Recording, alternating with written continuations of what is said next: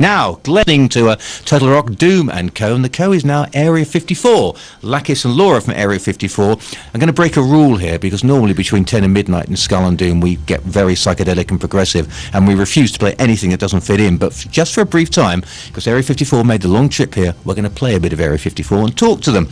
Good evening. Hello. You made it in the end. We did. You better get nearer to the mic, otherwise no one's going to hear what you're saying. So you've just been on tour with Blaze. We have. It was absolutely brilliant.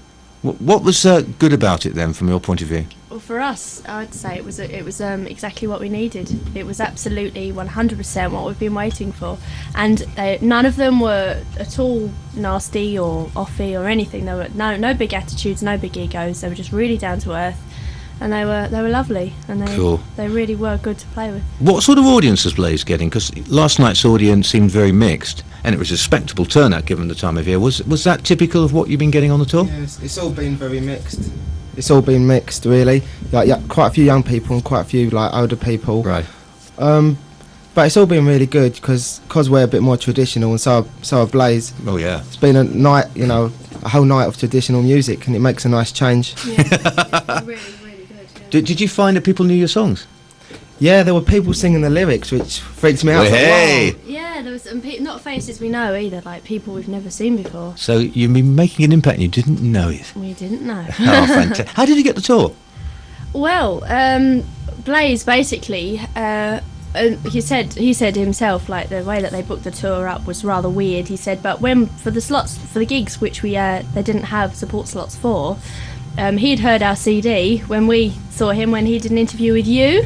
We were waiting for him downstairs, and we gave him the CD. We pounced on him, and basically he asked for us to support him on those dates where he didn't have support for. And it was perfect in terms of musical style, wasn't it? Yeah. As you said, it's exactly what you've been waiting for. Yeah, it was, and it happens. It gave us a lot of faith back to be playing to audiences like that who were really into us, and because it was make or break for you, wasn't it? Really. Yeah, sometimes you start to wonder how many people, how far you're going to go in music or whatever.